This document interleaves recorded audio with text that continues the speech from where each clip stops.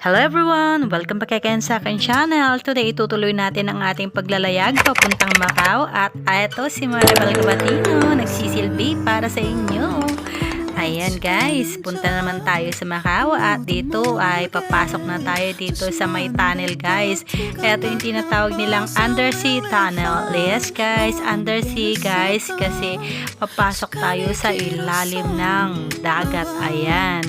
Hindi ko alam guys kung gaano katagal ang tunnel na to. Ayan, tignan nyo, magkaiba yung kulay green ay papunta, ay pauwi at itong kulay pula ay papunta. Ayan, kikita nyo. Apat na lane yung yung tunnel na to. Ay, apat lang pala dun sa harapan pero tatlo dito sa harapan, dito sa loob. Ayan. Kita nyo naman guys, walang ganong sasakyan dito. Tsaka hindi naman pwede dito na magsiksikan kayo dito sa loob. Ayan. Alam ko dito mga less than 5 minutes eto guys. Itong tunnel na to, ang ganda, kita nyo diba? Hindi ko alam kung paano nila ginawa itong tunnel na to, pero napakaganda ng pagkakayari ng tunnel na to at ang lalim nito guys. Syempre nandito tayo sa ilalim ng dagat. Ayan. O diba? Kita nyo dito, ang ganda ng pagkakayari nila dito kahit sa dagat, nalalagyan nila ng tunnel. Ganito sana sa atin sa Pilipinas. Super nice talaga dito guys. At yan, nakita nyo naman yung binabay natin kanina na tulay, diba? Sobrang haba ng tulay na binabay natin pero napakaganda, super ganda, diba guys? Ayan, kaya manood lang kayo guys at punta na tayo sa Macau. Medyo malapit na tayo guys kasi ito yung part 2 na natin na ating paglalayag pagpunta ng Macau. 30 minutes guys ang biyahe from Hong Kong to Macau. Ayan, 30 minutes siya at halagang $65 sa isang biyahe. Ayan.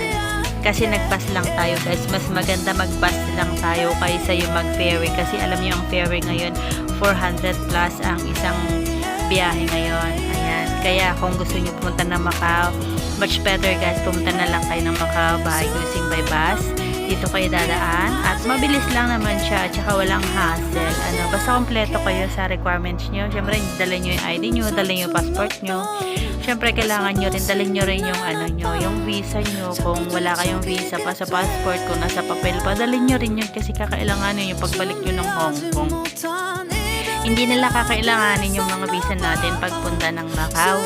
Yung passport lang ang tinitignan doon at saka ang ID natin. Pero pagbalik natin ng Hong Kong, titignan nila yung visa natin.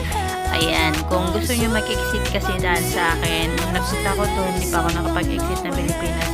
Binigyan naman nila ako ng complete journey pagbalik ko dito sa Hong Kong. Ibig sabihin, kompleto na yung visa ko until next year, kaya okay na siya. Ay, hindi pala next year, sa susunod na taon pa, 2025. Ayan. Ang haba pa rin ng binahe natin guys. Ang sarap dito guys, naswertehan ko kasi pinagbigyan na ako dito ko sa harapan. Kaya nakita nyo ang ganda ng pagkakakuha natin sa video natin dito. Pero kung nasa likod kayo, hindi nyo makikita itong magandang view dito sa harapan. Ay, kung gusto nyo pumunta dito, antayin nyo guys na kayo nasa harapan ng bus para naman makita nyo yung view dito sa dadaanan natin. Kung nakaabot po kayo dito sa ating bandang gitna ng ating video, salamat sa inyong panonood. Sana nagustuhan niyo yung ating palabas ngayon. Sana hindi kayo na-boring. Ayan, pinakita ko lang sa inyo kung gaano kahaba itong tunnel na to at syempre kung gaano kaganda yung ating mga dinaanan na mga tulay. Ayan, malapit na tayo guys. Nakikita na natin yung white doon. Ibig sabihin, pag nakikita nyo na yung white sa dulo, ibig sabihin malapit na tayong sa bungad ng tunnel. Ayan. O, di makita nyo ba? Nabilang nyo ba kung ilang sasakyan pa lang ang dumadaan? Tatlo pala yung nakikita kong dumadaan, guys. O, di ba? Kaya hindi siksikan dito, hindi traffic. Bihira ka makikita ng traffic dito, guys. Pero pagdating doon sa Macau, talagang traffic doon. Hindi kagaya ng Hong Kong. Hindi ka makakita ng ganong karami ng traffic. Kasi sa Macau, maraming mga motorsiklo, parang Pilipinas lang din. Dito kasi sa Hong Kong, wala ka makikita. Bigla ka lang makakita ng motorbike sa lansangan. Ayan. O, diba? Nandiyan pa ba kayo? Kunentahan ko na kayo sa buong biyahe natin, no? Ayan, guys. Kung pupunta kayo ng Hong Kong guys, magtu-tour kayo dito, don't forget pumunta kayo ng Macau, yung panghinayang pagpunta doon, yung dadalhin niyo sa bus, kasi ang mura lang naman yung bus, $65, $65. Ibig sabihin yun, $130 lang back and forth ninyo. Kasi pwede naman kayo magbaon ng kahit anong pagputi na lang, ba't di kayo bumili doon. Pero meron naman mga McDonald's doon, may Jollibee din doon sa Macau. Ayan. Oo, 'di ba? Oh, sa wakas palabas na